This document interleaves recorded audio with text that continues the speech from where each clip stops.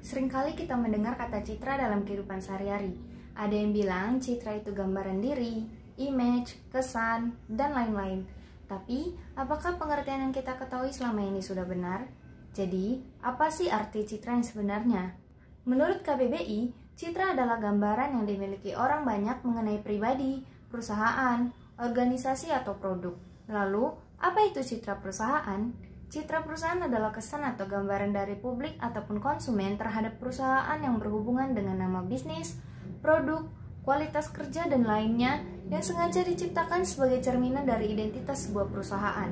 Citra perusahaan tidak bisa direkayasa, artinya citra tidak datang dengan sendirinya melainkan dibentuk oleh masyarakat dari upaya komunikasi dan keterbukaan perusahaan dalam membangun citra positif yang diharapkan. Upaya membangun citra tidak bisa dilakukan secara sembarangan pada saat tertentu saja, tetapi merupakan suatu proses yang panjang. Karena citra merupakan semua persepsi atau objek yang dibentuk oleh konsumen dengan cara memproses informasi dari berbagai sumber sepanjang waktu. Citra dapat dilakukan sebagai persepsi masyarakat dari adanya pengalaman, kepercayaan, perasaan, dan pengetahuan masyarakat itu sendiri terhadap perusahaan, sehingga aspek fasilitas yang dimiliki perusahaan dan layanan atau produk yang disampaikan karyawan kepada konsumen dapat mempengaruhi persepsi konsumen terhadap citra. Dengan demikian, citra merupakan salah satu aset terpenting dari perusahaan yang selayaknya terus-menerus dibangun dan dipelihara.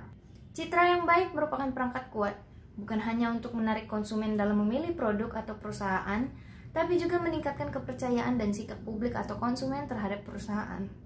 Lalu, apa sebenarnya fungsi citra itu sendiri? Fungsi citra yang pertama adalah menceritakan harapan bersama kampanye pemasaran eksternal. Citra positif memberikan kemudahan bagi perusahaan untuk berkomunikasi dan mencapai tujuan secara efektif, begitu sebaliknya pada citra negatif. Fungsi yang kedua adalah sebagai penyaring yang mempengaruhi persepsi pada kegiatan perusahaan. Citra yang positif akan menjadi pelindung terhadap kesalahan kecil, kualitas, kesalahan teknik, ataupun fungsional. Sedangkan citra yang negatif dapat memperbesar kesalahan-kesalahan tersebut. Ketiga, sebagai fungsi dari pengalaman dan harapan konsumen atas kualitas perusahaan. Dan fungsi yang keempat adalah mempunyai pengaruh penting terhadap manajemen atau dampak citra internal. Citra perusahaan yang kurang jelas dan nyata akan mempengaruhi sikap karyawan terhadap perusahaan. Jenis-jenis citra terbagi menjadi 4. Yang pertama, the mirror image atau cerminan citra, yaitu bagaimana citra manajemen terhadap publik eksternal dalam melihat perusahaannya. Yang kedua, the current image atau citra terbaru atau terhangat, citra yang terdapat pada publik eksternal yang berdasarkan pengalaman atau menyangkut miskinnya informasi dan pemahaman publik eksternal. Yang ketiga, the wish image atau citra yang diinginkan. Manajemen menginginkan pencapaian prestasi tertentu. Citra ini diaplikasikan untuk sesuatu yang baru sebelum publik eksternal memperoleh informasi secara lengkap. Dan yang keempat, the multiple image atau citra yang berlapis. Beberapa individu, kantor cabang, atau perwakilan perusahaan lainnya dapat membentuk citra tertentu yang belum tentu sama dengan citra perusahaan. Nah, dari tadi kita sudah banyak membahas mengenai citra perusahaan. Tapi, siapa sih sebenarnya yang membangun citra dalam suatu perusahaan itu? Ya, betul. Jawabannya adalah public relation atau humas suatu perusahaan.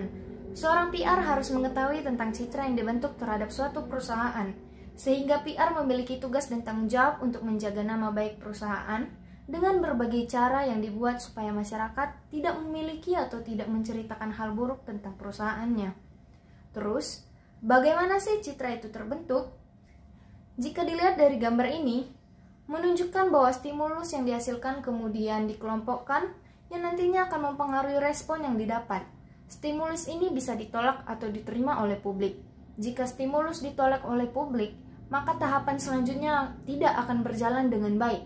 Begitupun jika stimulus diterima, maka proses selanjutnya akan berjalan dengan baik. Hal ini juga dapat diikuti oleh seorang PR yang harus memberikan stimulus yang baik, seperti memberikan pelayanan, fasilitas, kualitas produk yang baik, sehingga perusahaan akan mendapatkan respon yang baik dan mendapatkan citra yang baik pula di mata publik. Sebagai contoh adalah kasus Brand Eiger dan YouTuber Dunia Dian. Setahun yang lalu, internet dihebohkan dengan unggahan media sosial dari seorang YouTuber bernama Dunia Dian. Unggahan itu berupa surat teguran dari PT Eigerindo Multiproduk Industri yang berisi tentang keberatan dari pihak Eiger terhadap unggahan video review produk Eiger oleh YouTuber Dunia Dian. Dalam video itu, YouTuber Dunia Dian memberikan review tanpa endorse yang positif terhadap produk Eiger yang ia gunakan. Namun, pihak Eiger melayangkan surat yang menyatakan keberatan.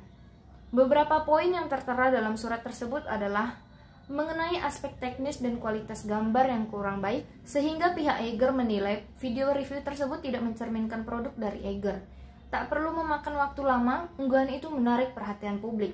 Akibatnya, Eiger menerima respon negatif.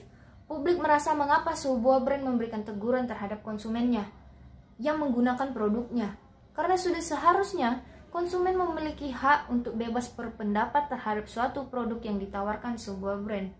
Banyak publik yang kecewa atas sikap Eiger, dan hal itu tentu mempengaruhi sikap publik untuk ragu-ragu membeli produk mereka.